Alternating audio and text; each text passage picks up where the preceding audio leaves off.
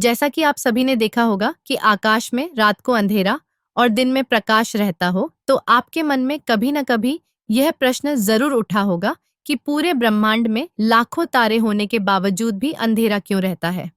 यह सवाल जितना सरल लगता है, इसका उत्तर उतना ही रोचक और गहरा है।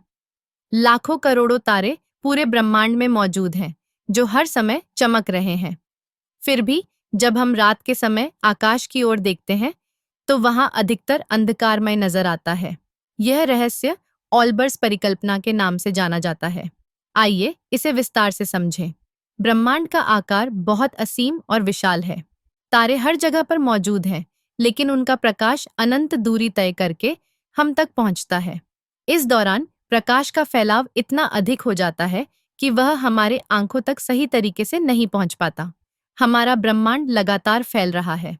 जब ब्रह्मांड का विस्तार होता है, तो तारों से निकलने वाला प्रकाश फैलकर कमजोर हो जाता है। इसे रेड शिफ्ट कहते हैं। यह प्रक्रिया प्रकाश की तरंग लंबाई को बढ़ा देती है, जिससे वह हमारी आंखों के लिए अदृश्य हो जाता है।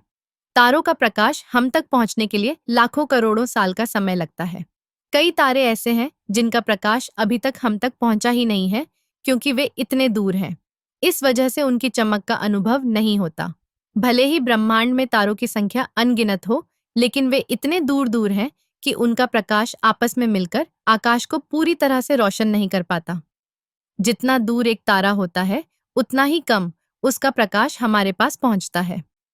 ब्रह्मांड में मौजूद गैस और धूल तारों के प्रकाश को अवशोषित कर लेते हैं। इसके कारण भी आकाश का बड़ा हिस्सा अंधकारमय नजर आता है। जर्मन खगोल शास्त्री हेनरिक ऑल्बर्स ने 1823 में इस परिकल्पना को समझाया। उन्होंने कहा कि यदि ब्रह्मांड असीम और स्थिर होता, तो हर दिशा में तारे नजर आते और रात का आकाश पूरी तरह चमकीला होता। लेकिन चूंकि ब्रह्मांड गतिशील और बदलते स्वरूप वाला है, इसलिए ऐसा नहीं होता। ब्रह्मांड की शुरुआत बिग बैंग से हुई थी। यह घटना लगभग 13.8 अरब साल पहले हुई। तब से ब्रह्मांड का विस्तार जारी है। उस समय से अब तक हर जगह प्रकाश पूरी तरह नहीं पहुंच पाया है। इन सभी कारणों के चलते रात को आकाश लाखों करोड़ों तारों के बावजूद अंधकारमय दिखता है।